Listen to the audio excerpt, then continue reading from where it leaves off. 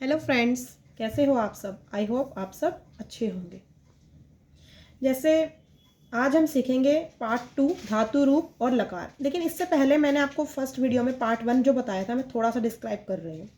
मैंने आपको बताया था फर्स्ट वीडियो में धातु धातु क्या होती है, जिस शब्द के द्वारा किसी काम के करने या होने का पता चले। ठीक है, तो वो होती है बेसिकली एक वर्ब होती है, क्रिया होती है। और जब वो क्रियाएं जो वो मूल शब्द प्रत्यय जोड़कर बनाए जाते हैं तो वो क्या बन जाते हैं, धातु।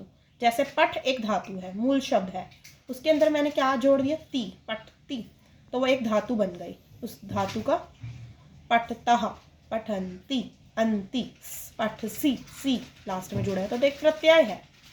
तो इसे ही हम बेसिकली धातु कहते हैं। और आपको मैंने एक लट लकार के बारे में बताया था कि लट लकार किसे कहती है, जिसके वाक्य के अंत में जब लगता है ता है, ते है, ती। जैसे मैं आपको पढ़ा रही हूँ, या और आप पढ़ रहे हो, या वह पढ़ता है, वे दो पढ़ते हैं, वह करता है, वे दो करते हैं। तो ये सब लट लकार मतलब प्रेजेंट टेंस का ही पार्ट है।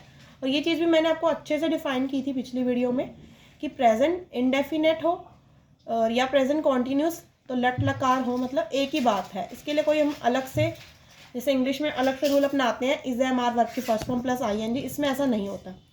वह पढ़ता है तो सह पठती, या वह पढ़ रहा है सह पठती, सेम सेंटेंस रहेगा। इसके लिए कोई अलग सेंटेंस बनाने की हमें ज़रूरत नहीं है।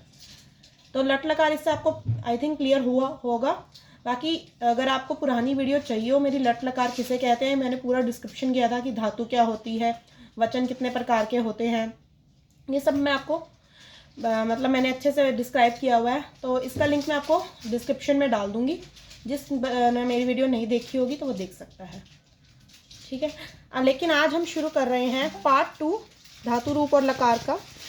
लंग लकार, लट लकार मैंने आपको डिस्क्राइब किया था, अब हम करेंगे लंग लकार। लंग लकार किसे कहते हैं, जिससे बीते हुए समय का बोध हो उसे लंग लकार कहते हैं, मतलब पास्ट टेंस।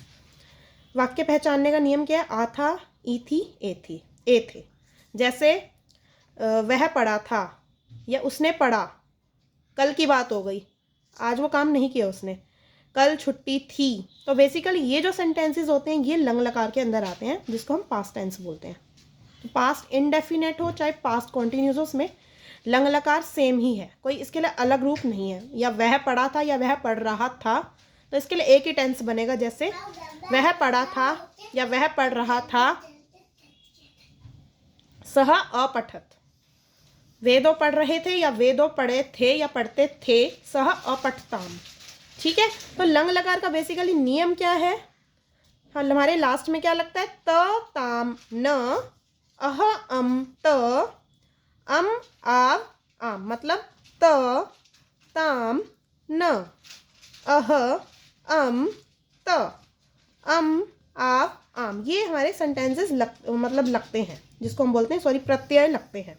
जैसे पठ हमारा शब्द था, मूल शब्द था, इसके हमने अंदर क्या प्रत्यय जोड़ा, तो ये क्या बन गया, पठत। पठत था, पठ था हमारा, इसमें हमने क्या जोड़ा, ताम, पठताम। पठ था, क्या जोड़ा लास्ट में, न पठन। और ये स्टार्टिंग में हमारे उपसर्ग भी लगते हैं, तब हमारा लंग लकार जो है कंप्लीट होता है। तो बेसिकली क्या बना, अगर स्टार्टिंग में अ लगा देंगे तो पठ के साथ अपठ, लास्ट में क्या लगाएंगे, प्रत्यय, तो अपठत। तो ये रूल है, अपठताम, अपठन, अपठः, अपठतम, अपठत, अपठम, अपठाव, अपठाम। तो बेसिकली लास्ट में लगेगा तह ताम न, अह अम त, अम आव आम। तो ये आपको याद करना पड़ेगा। और स्टार्टिंग में उपसर्ग लग जाएंगे अ, तो इससे आपका क्लियर हो जाएगा।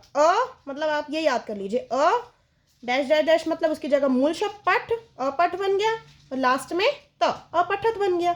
ऐसे ही स्टार्टिंग में अपठ बन गया, मूल शब्द लगा के ताम लगा दो, अपठ ताम बन गया। तो ऐसे ही आपका बनता जाएगा।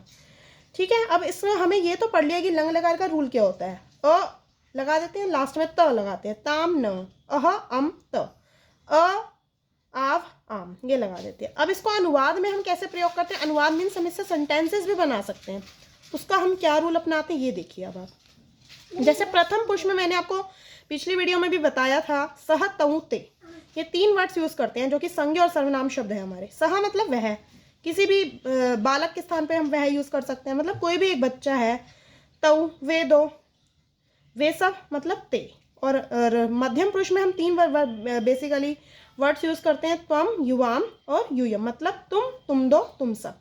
और उत्तम पुरुष में भी हम तीन वर्ड्स यूज करते हैं, मैं मतलब अहम, अवाम मतलब हम दो, वयम मतलब हम सब। ये सब मैंने आपको बताया था, तो पिछली वीडियो मेरी डिस्क्रिप्शन बॉक्स में लिंक डाल दूंगी, प्लीज़ आप उसे देख लीजिएगा। और अब इससे हम सेंटेंसेस कैसे बनाएंगे, देखिए जैसे वह पढ़ा था या वह पढ़ रहा था, तो कल की बात होगी, वो प्रेजेंटली ये काम नहीं कर रहा बच्चा, तो क्या बोलेंगे हम, सह अपठत। या बालक पढ़ रहा था तो बालक अपठत। वे दो पढ़ रहे थे, तऊ अपठताम। या दो बालक पढ़ रहे थे, बालकऊ अपठताम। सब बालक पढ़ रहे थे, बालकः अपठन। जैसे बालकः बालकऊ, बालकान अपठत।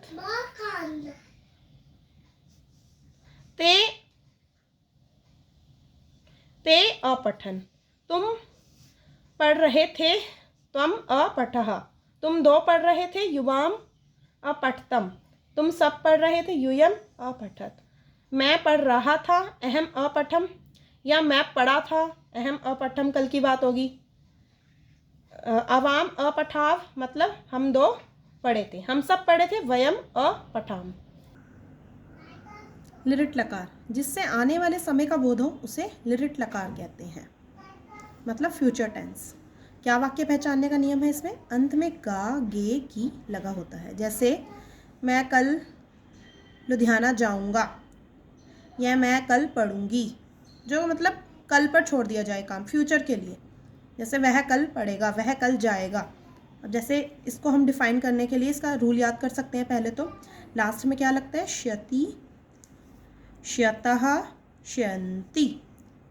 और मध्यम पुरुष में श्यसि, श्यथः, श्यत, श्यामी, श्यावः, श्यामा। तो इसका रूल लगने से कैसे बनी, पठ एक शब्द था हमारा, उसके अंदर हमने क्या लगाया, पठिष्यति, श्यति लगा दिया। पठ के अंदर एक तो मात्रा जोड़ी, मूल शब्द के अंदर पठी लगाया पहले, श्यति, पठिष्यति। ऐसे ही श्यतः से क्या बना, पठिष्यतः। श्यन्ति से पठिष्यन्ति, पठ मूल शब्द श्यसि, पठिष्यसि। श्यतः से क्या बना, पठिष्यतः। श्यत से क्या बना, पठिष्यत। श्यामी से पठिष्यामी, श्यावः से पठिष्यावः, श्यामः से पठिष्यामा। तो ये तो रूल कंप्लीट हो गया। उसके बाद इसका सेंटेंस में हम या अनुवाद में हम कैसे प्रयोग करेंगे वो देखिए। जैसे वह पढ़ेगा, सह पठिष्यति। वे दो पढ़ेंगे, तऊ पठिष्यतः। वे सब पढ़ेंगे, ते पठिष्यन्ति। तुम पढ़ोगे, त्वम पठिष्यसि। तुम दो पढ़ोगे, युवाम पठिष्यथः। तुम सब पढ़ोगे, यूयम पठिष्यत। मैं पढ़ूंगा, अहम पठिष्यामि। हम दो पढ़ेंगे, अवाम पठिष्यावः। हम सब पढ़ेंगे, वयम पठिष्यामः। तो इससे हमारा लिट लकार कंप्लीट होता है। नाउ लॉट लकार, जिससे आज्ञा, आदेश और अनुरोध का भाव प्रकट हो उसे लॉट लकार कहते हैं। वाक्य पहचानने का क्या नियम है इसमें, अंत में ओ, ए, बड़ा ऊ इत्यादि लगा होता है। नाउ रूल ऑफ लॉट लकार, लास्ट में क्या लगता है इसमें, तू, ताम, अंतु, अ, तम, त, आनी, आप और आम। मतलब पठ हमारा एक मूल शब्द है, उसमें क्या जोड़ दिया हमने, तू। क्या बन गया, पठ तू। लास्ट में उसमें क्या जोड़ा, द्विवचन में ताम, देन क्या बन गया, पठ ताम। अंतु मतलब पठंतु। अ जोड़ा तो पठ, तम जोड़ा तो पठ तम, त जोड़ा तो पठत, आनी जोड़ा तो पठानी, ऐसे ही आव जोड़ा तो पठाव और आम जोड़ा तो पठाम। तो इससे इसका रूल कंप्लीट हो गया। नाउ अब इसका प्रयोग हम कैसे करते हैं अनुवाद में। मान लो अगर हमें प्रथम पुरुष में हमें पता है सह, तऊ, ते, ये तीन वर्ड्स यूज होते हैं। सह मतलब, तऊ, ते मतलब संज्ञा और जितने भी सर्वनाम शब्द हैं। जैसे एक बालक